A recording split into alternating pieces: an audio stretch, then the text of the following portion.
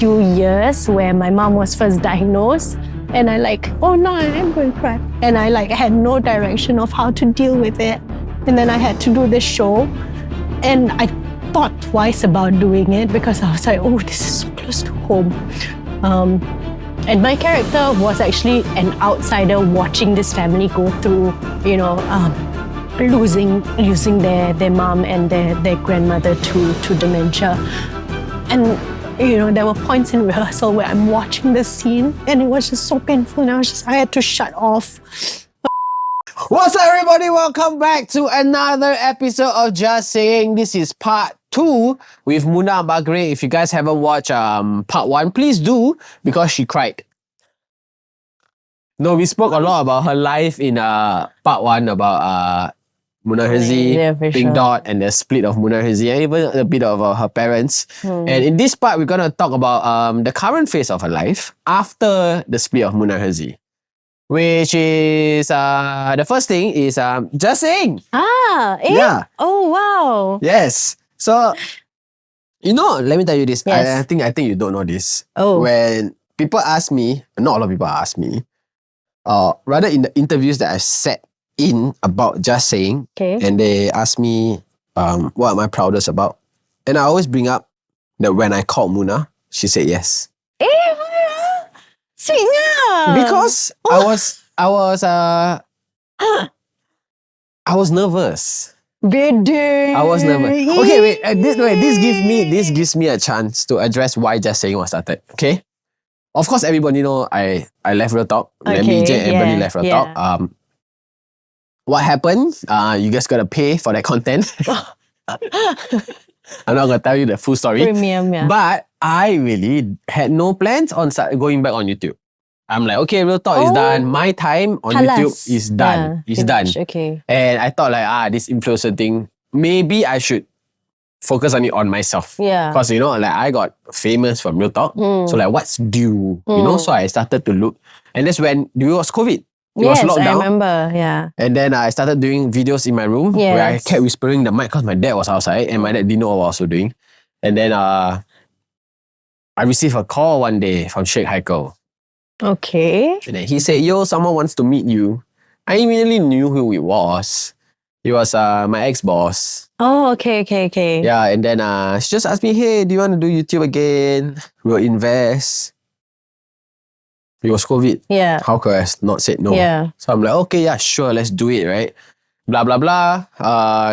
They invested. He also invested. And then I had to make calls. Okay. So I'm like, I proposed your name first. And then I like, yeah. I was like, okay, who? She was like, who do you want? I'm like, I obviously want Jade first. Okay, yeah. Then you didn't propose my name first. You were second. Okay. Yeah. That was total lie. Wait. No, that's a lie. Wait, that's a lie. You were third. Jade and Saffron were first and second. What? Hey. Dude, what are you trying to do? Oh my God, this is like your birthday happy episode all over again. No, Jade and Saffron were from Real Talk. So I'm like, okay, I want Jade and Saffron. So I was the first new name. Yes. Okay. Okay, can. Could have been any other girl Malay influencer, no? Okay. Could have been Siti K. It could have been, yeah. Yeah. Okay. Could have been Halimah Yaakob. Could have been. She was busy being president. Yeah. Okay. No, but I was nervous. And then people, I'm very proud of that moment because I was nervous. I'm like, question I asked myself is, why would Munah join an untrained producer?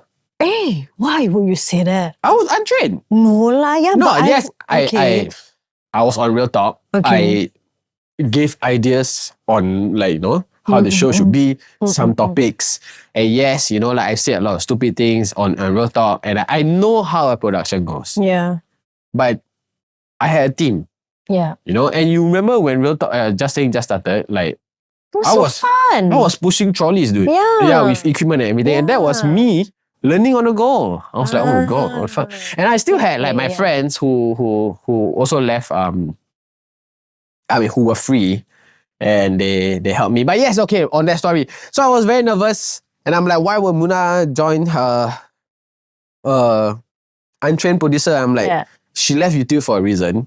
and I'm asking her to come back on the platform, that she left and did an entire show on it.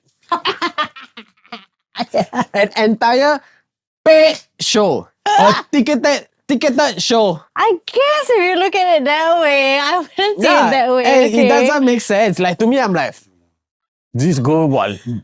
Big farewell. Yeah. Like, come, like, Big yo. farewell, baba, YouTube, baba. Yeah, and then like it will be cheap. Like now the farewell will have looked cheap. That's what was in my head. Okay. Insecurity lah. Basically, I'm like, yeah, it will look cheap. So I'm like, I just like, fuck it. Okay. Fuck it. I don't know how I had your number. I just called. Yes. And I remember you were like, yes, hi. How often is the filming? And I was like, just once a month, this and that. And then she's like, yeah, okay, sure, I don't mind. Then I'm like, oh.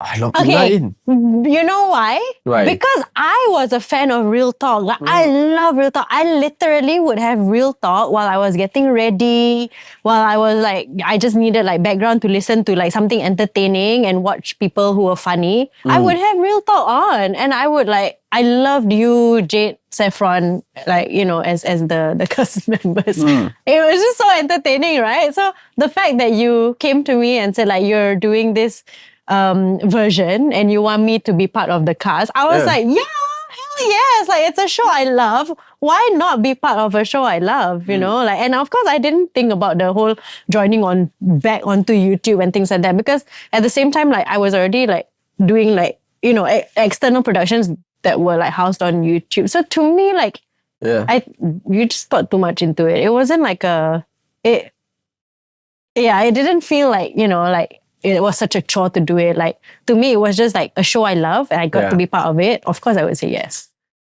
Yeah. Well, okay, but do you think just saying, like for you, is just saying something uncomfortable? No. Because of the things we talk about, you get what I mean? Yeah, but I also thought like just saying grew into something else. You know what I mean? Like real talk was really funny, very entertaining. The stories were great.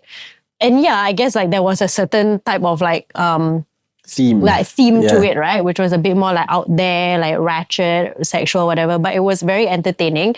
But I think with just saying, as much as there were elements of that, I felt like you were trying to produce a show also with like some sort of messaging behind it. Not saying that Real Talk didn't have, but you know what I mean? Like you wanted to extend more into different themes, different topics. And I was all for that. And it never felt like, honestly, it never felt like work coming to film Just Saying, as much as we had brief and all this. But it was like a nice space. And I think we all got great chemistry. It just felt like let's chatting with friends. Yeah. So I really enjoyed it. Like, I love it so much. And I miss it. I miss like filming with you guys. Sorry. You had no time. I have all the time in the world. You don't have the time. I always make time for you. I don't know what happened to you after 2021. I will always make time. No, not that I agree. Yeah. But it's hard to find time. Yeah. Understand. Because a lot of people. Yeah. But I do miss the old studio days. Yeah. Like when we were still filming at Gashau. Like again, I was pushing. Do I really nostalgic miss it? lah. I mean, like, okay, it was a time to be remembered. You know, like it was good. Like I thought it was a learning point, and it was where we started, right? Yeah. And we were expanding into different forms of it, like Just Saying, and then like Ask for Friends and all that. Oh my god, I totally forgot about Ask for Friends. But you know, like whatever permutation of that group, that gang that we were, I always felt very comfortable and I really enjoyed it because I think the chemistry was great. Even when we were talking about serious things, like, you know, we allowed each other to have our own opinions. We were discussing things very well, if I do say so myself. So yeah, why not? I was very happy. I love it. Actually, the now that you said it, I feel like the beauty of the show is that we are always friends first. And that's why I feel like the show works. Yes. Yeah. Because like, we all actually know each other. Yeah. And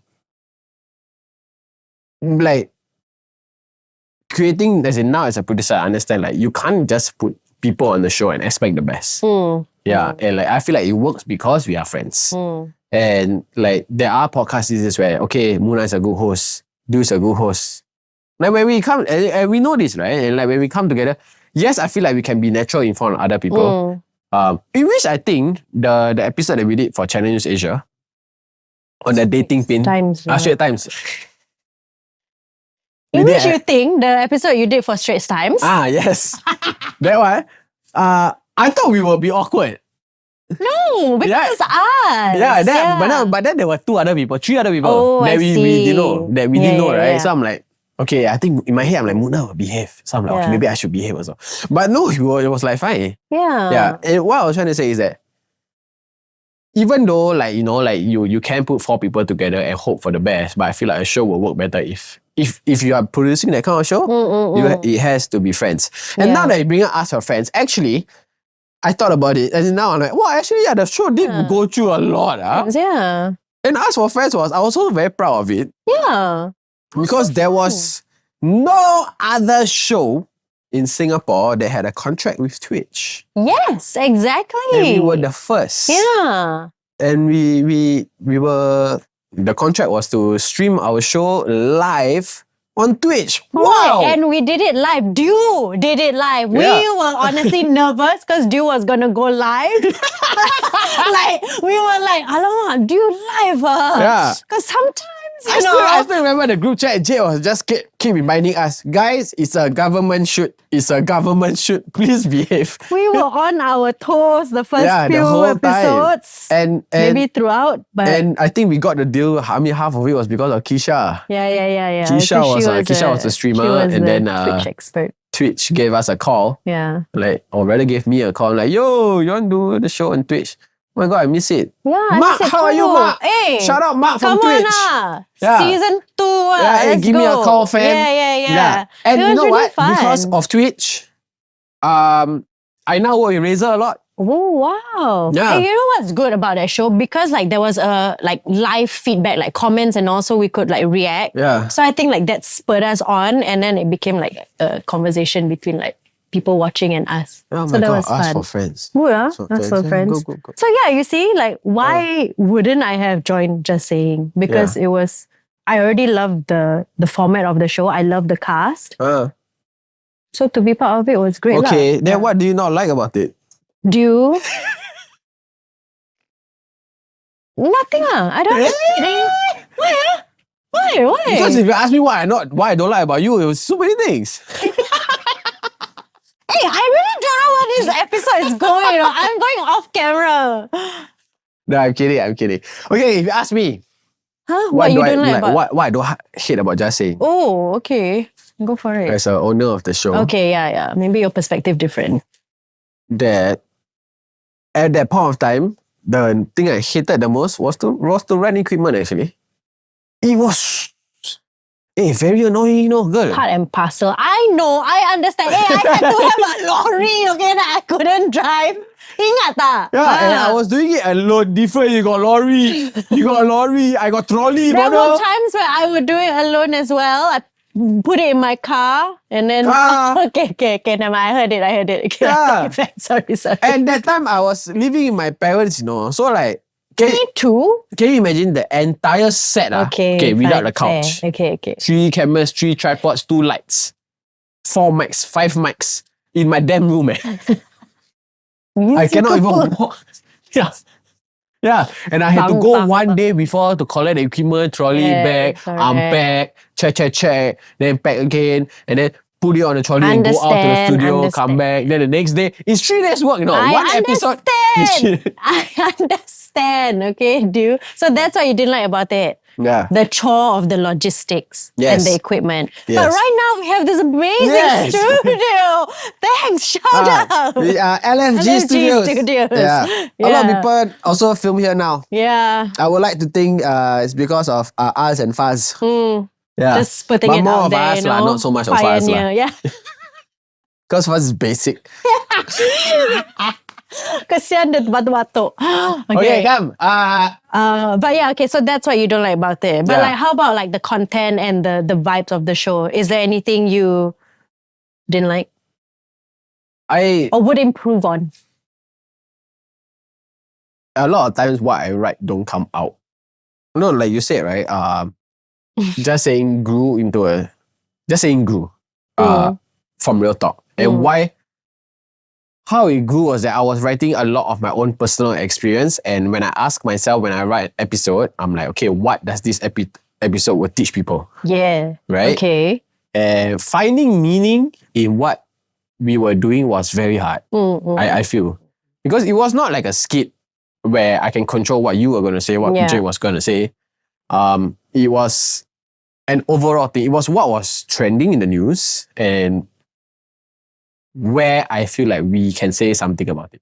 Yeah. You know, I'm not even say the news on TikTok or whatever it is, right? There was one point of time where very simple things like man versus woman type thing. Just something like the relevance of whatever we're talking about. Yeah, and then I was asking myself like, okay, if there's someone to talk about this, who else? Who would it be? And I'm like, okay, if it's us, then how do I give the perspective of a Singaporean, but also understand this other side of what people are saying? Yeah. Yeah, but I mean, I wouldn't want to say most times it doesn't come out, but quite a lot of the times it doesn't come out because we just keep bantering. Yeah, and like Jay will take one stand. But that's the beauty of the show. Okay, you know what? Let me rephrase this. The beauty of the show is that we all have different stunts. Yes. Yeah. And I think that's what worked. Like as much as, there was kind of a guide and perhaps like as a producer, you had a vision of where the conversation would go. But I think the beauty of that is because we come from like with different mindsets or we challenge each other. And that's what I enjoyed also. Like I enjoyed watching and also having those conversations. And like great things come out from it. Like at least like that's from my perspective. Yeah, no, me as also. And like viewer. There are some podcasts where I watch, I mean, I'm not shitting on them, where it's an echo chamber. Yeah. Like people are just agreeing with each other. So why are we having this conversation? Yeah. I always love podcasts or like this kind of talk key formats where when I'm listening, I also want to chime in. As a listener, then sometimes I will listen, right? And I pause and then I give my input. And then I continue to listen. Because I feel like that's when I feel like the conversation comes alive when what you're listening to also like makes you think and makes you form your own opinions, and whether you agree or disagree, you want to say something back. No, that's true. I also catch myself sometimes so I feel when I like watch. just saying does that. Yeah. And I do that, especially when I say that when I watch an echo chamber podcast. I'm like, hey, I see. It now. Okay, like, okay. You guys say shut up, like shut the guy up, like right now. I see. Yeah, or like shut that woman up now. Like somebody got to say something, but everybody just go. Yeah. Cannot lah. But I like podcasts like that. But not so much the echo chamber one. I feel like I get stimulated by podcasts where there are different opinions. Then I also like either want to like chime in, agree, or So. But okay, next part of your story is what the reason why it's about theatre. Oh, okay. Right? Yes. And the reason why I added in because I'm a great fan of your theatre work. Oh. Because I feel like you're very talented. Very nice to me this episode. I know. Usually Dio is really awful and mean to me. So I feel very awkward every time like he says something nice. I'm like, ooh. Like not used to it. Buy tickets to all your comedy shows. You never comedy shows? Theatre shows. You never come us any ticket. Everything we buy. Comms I always give my brother.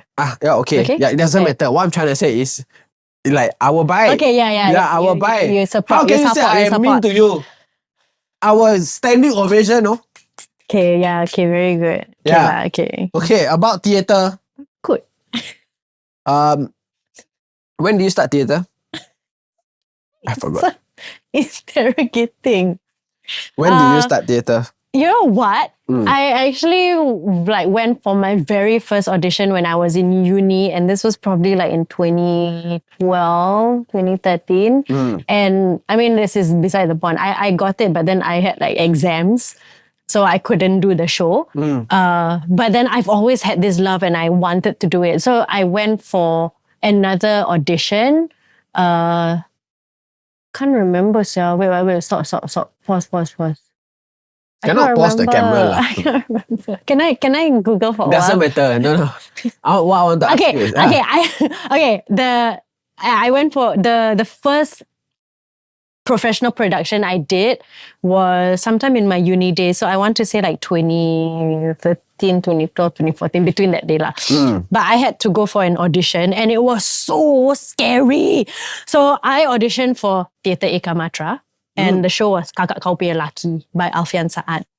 And they had given me the script and then they said, okay, come down for an audition. So making my way there. Half an hour before it, the producer, Shaza, she was like, can you also prepare a Malay song to sing? I was like, oh, already like auditions get to me, okay? Like already so nervous for the audition and Alfian Saad is going to be there and the whole of Theatre Eka Matra is going to be there watching. It's very, very nerve-wracking. So I was like, Malay song? I don't know Malay songs here. So I went in the room, I did the scene and then they were like, okay, have you prepared a song? I said, okay, so I really don't know many Malay songs, so I will sing the national anthem. So for my audition in front of the Alfian Saad and the whole of the Eka Matra, I sang the national anthem. That's very intelligent and at the same time comedic. And then I tried to make it up by like, how about a Hari Raya song? And I sang a Hari Raya song. And I went out thinking, never mind lah. You didn't get it. It don't like me. No. I called. Yeah. I got a call back. Yeah. And I got the show. So that was my first ever like professional theatre production. No, but that's very intelligent. You know what? You like if somebody, and I always say I don't know any Malay songs. But now that you say the national anthem, I actually do know a Malay song. Correct. It's very intelligent. You do know, thank you. Yeah. You know, you need to think on the spot. Like, what's the Malay song I know? Yeah, oh my God. That's why you got it. Because you could think on the spot. Thank you for giving me confidence. But yeah, so I was very happy I got it.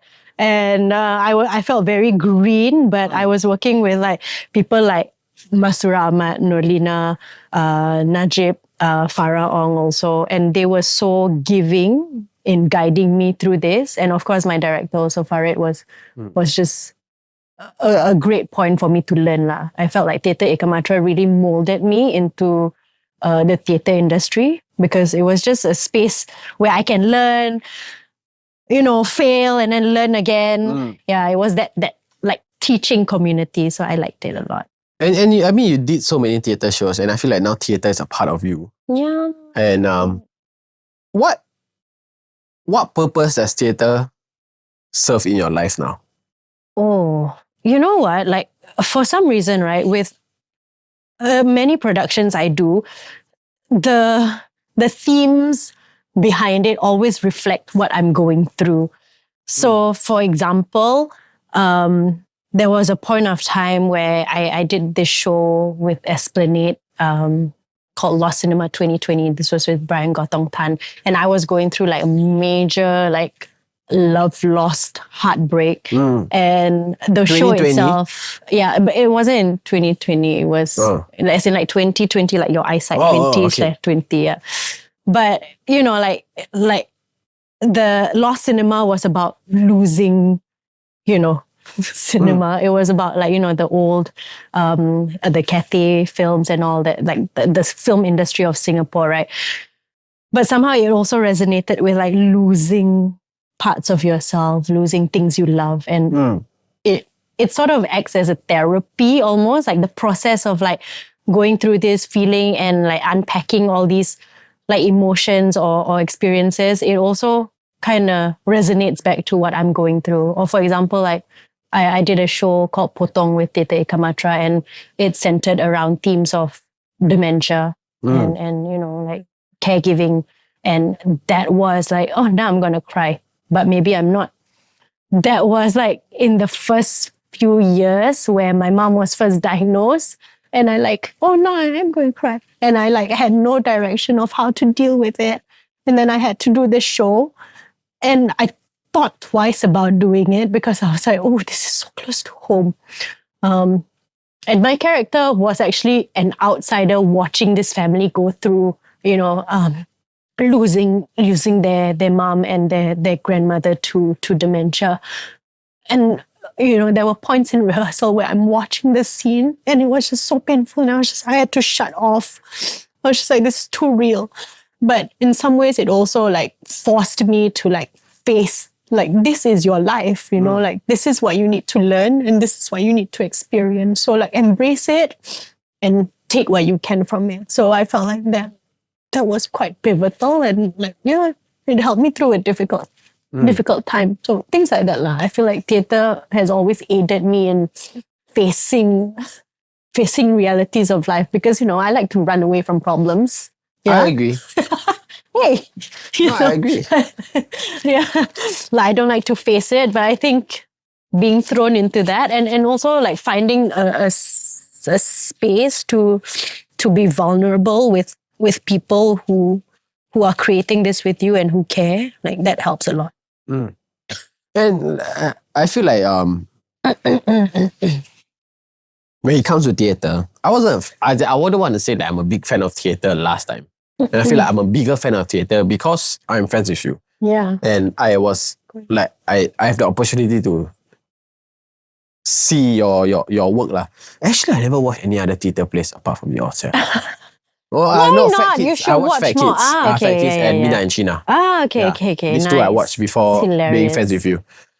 What's the main, like there's theatre acting and there's acting. Like screen acting. Yeah, screen acting. Okay. And you've done both. Yeah. Right? Yeah. Is there like a clear difference between the two? I mean, apart from where one you can fuck up, the other one you cannot.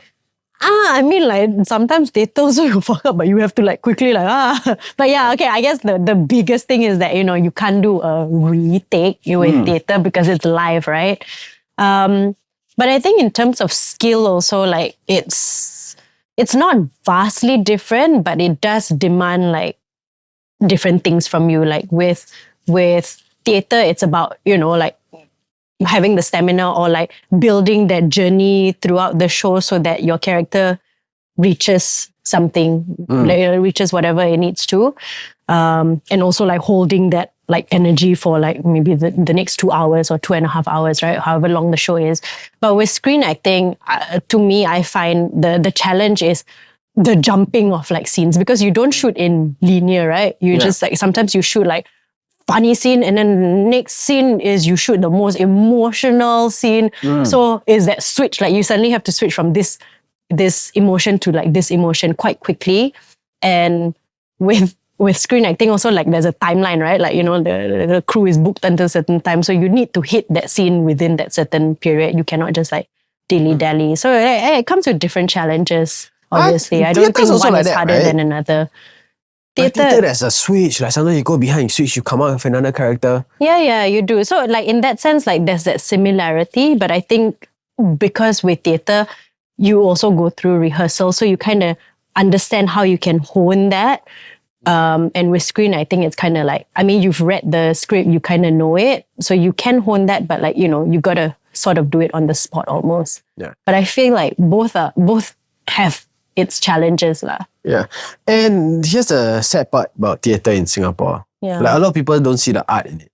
And I feel like that's very sad because when I look at theatre, and I'm sorry, when I go watch theatre, dude, the amount of talent, and I must say it's more talent than what you see on TV, you know. Like, what's that guy's name? Oh my God, I say this but I forgot his name. The one I really like. I keep, every time he's on the show, I tell you, oh my God, I really love him. He's damn funny. Rizman Putra. Yeah. I'm a huge fan. He's amazing. Yeah. Yeah, he is mad, guys. Yeah. How do you spell the name? So Rizman, Rizman space Putra. He is like, he's Rizman Putra. Yeah, he's guys. something else. Yeah, and the reason why I like him so much is because he can be in character. Yeah. And he's so good at bringing out emotions. Yeah. And he's so comedic at the same time. And his comedy, sometimes it looks like it's not planned. Yeah. Sometimes it looks like it's improv. But when he breaks character, it's like he ensures the entire theatre will laugh with him. Yeah. I'm like, He's oh my great God, at this that. guy is very good. He can dance. He can do everything. He really is good. And sometimes like Bawang Putih and Bawang Merah, there are times where he ad-libs and like you just know it, but like he just works it in and like it's just so great to watch him. Yeah, I find him very watchable. In rehearsals, I'm just always laughing, like when he does like funny roles lah. Yeah. But we've never had like a scene one-on-one together because I feel like we have to, Rizman, but I'm pretty sure I will corpse because I cannot match the energy. No, as in I will laugh. I cannot hold it around him. Very very funny. And that's why I say and then in my head I'm like, why is this guy not famous?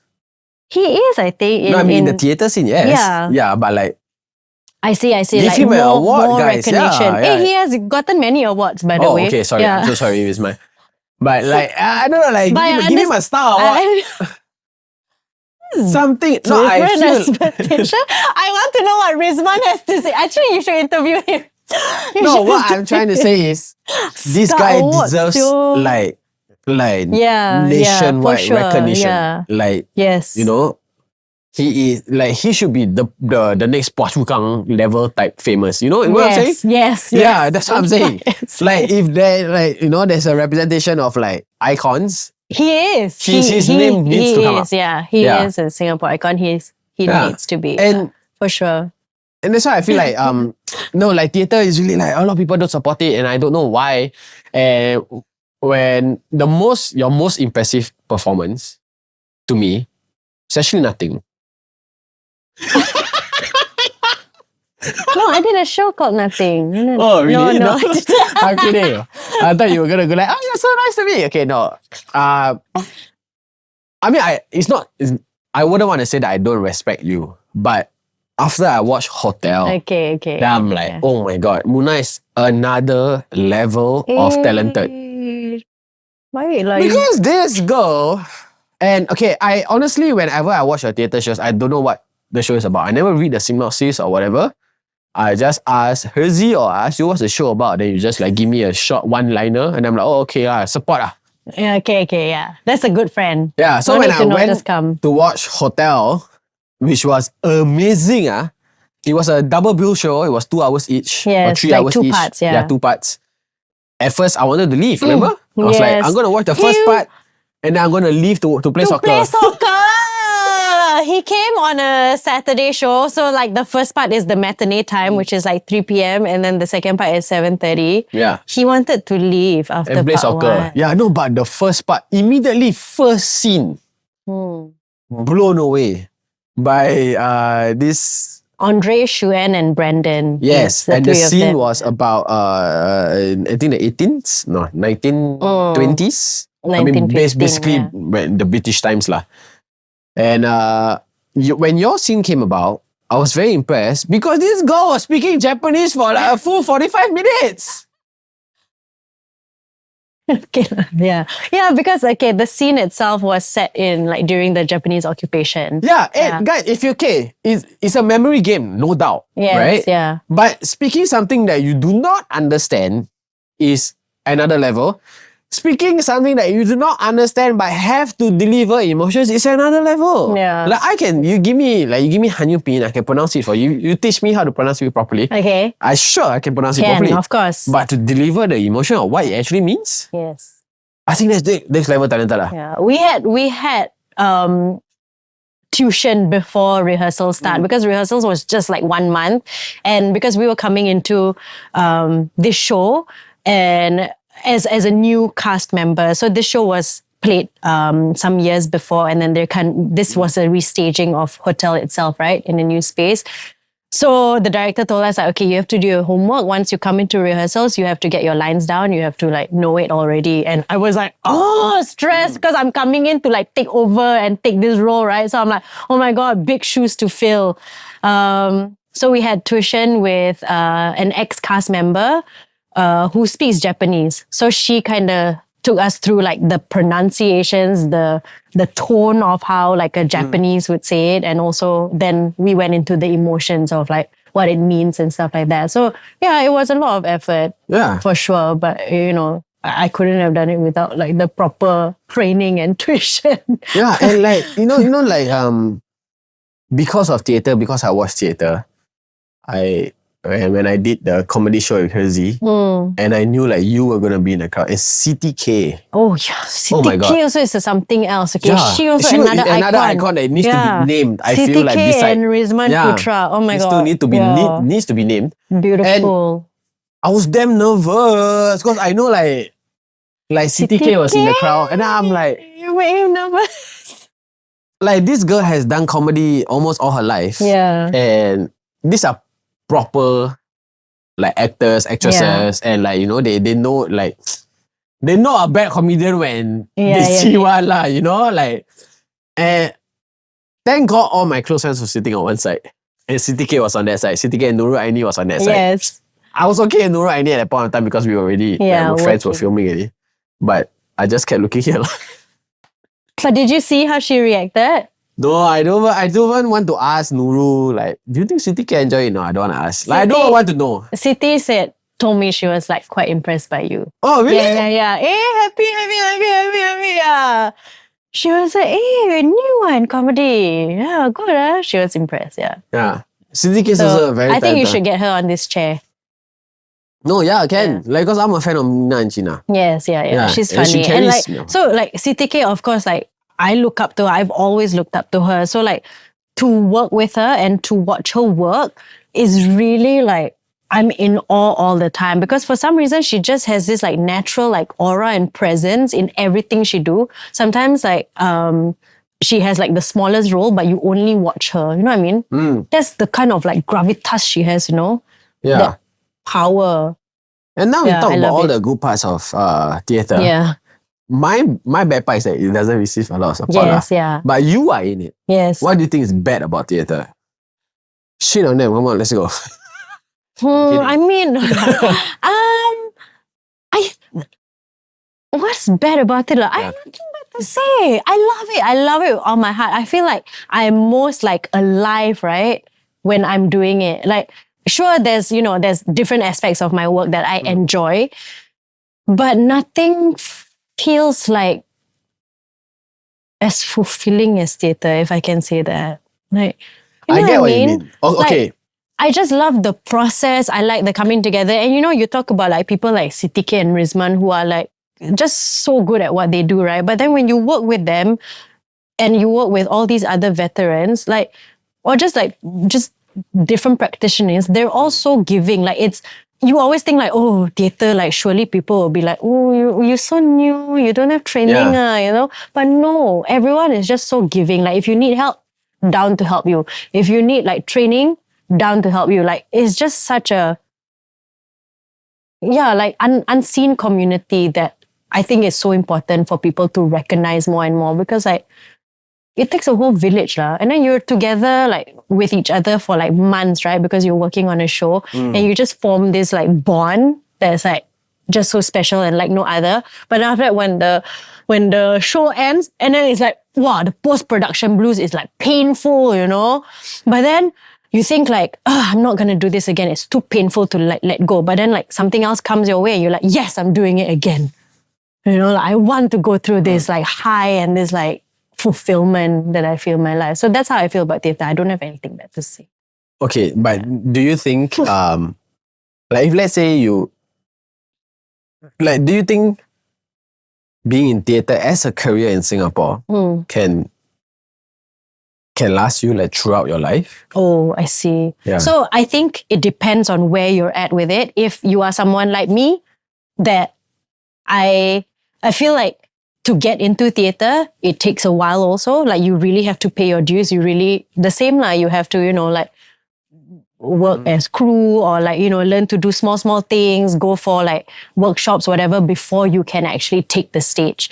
So it does take a while. And I think people need to learn to persevere and push on and put in effort if they want to be part of it.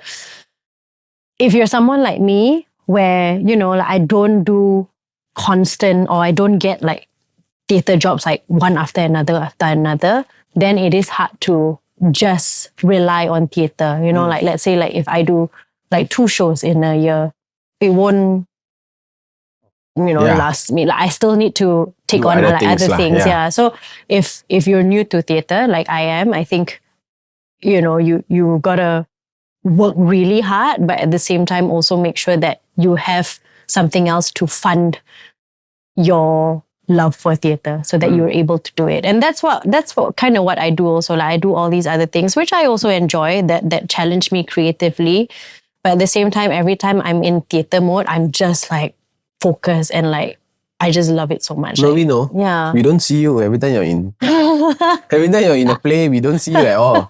After the play, we probably see you like after you perform, then you're like, oh gosh, sorry, I have to go already. We don't see you. But I think also at the same time, I feel like, okay, I need to match up to these people that I'm working with, because I'm like literally thrown into working with like all these like people that are so good.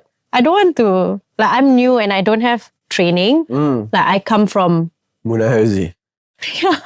Yeah, like I come from TV, I come from, and there were times where I know when I first started, people would say that like, oh, why are you getting this influencer to be in this show? Everybody says that. Yeah, so like those things, as much as I'm quite good at like pushing it away, sometimes it does get to me because I'm like, oh, do I even deserve this? Like, you go through like, what is that called? Like the, you know.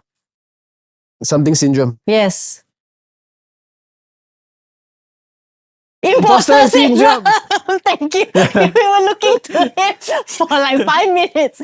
So you get the imposter syndrome because like you hear these things. And I think like I do feel the most insecure with theatre because I feel like, I don't come from this like proper background, Yeah. So when people say things like that, I'm like, oh, do I really deserve this? So I feel like I need to work extra hard. And that's why I think when I do a show, like I really need to like focus and like stress. And, okay, on the topic of career, if you weren't in entertainment, oh, okay, what would you have done? Doctor. I don't think I understood the question. Oh, you judge my ability to be a doctor? You studied mass comm, girl. Yeah lah. Then if What I didn't doctor in if I communications? didn't study mass comm, so how far back you want to take it? No, like, we take it until secondary school lah. Okay, N-level, O-level. No. Then what I do To be after something, you need to have qualifications, Munah. Yeah lah. Then after Okay, O-level. no, that's not true because I don't have any qualifications in being a producer. But no, that's what I'm saying. Okay, see? without But doctor you need lah. Doctor you need. Doctor you need to be qualified and certified. Okay, need to go school. Yeah, so with a mass comm degree. Okay, restricting me. It's a Okay, you know what? I have an answer to this. I would have been in CNBC Asia doing operations because honestly, that's where I saw my life. Like, so I interned with them when I was in poly. And I was doing operations, so kind of like technical directing, do the audio stuff, which was quite fun lah, because you worked on like news programs, right? So after I graduated, there was a point of time where I was freelancing with them and I was working with them. And I was hoping to work my way up to technical director at CNBC. But then what happened was at the same time, I was looking out for auditions and things like that. And then I auditioned for a role on TV and I got it. So then it sort of like veered from there. Yeah. So that brought me to theatre. But I think if I didn't, that brought me to TV.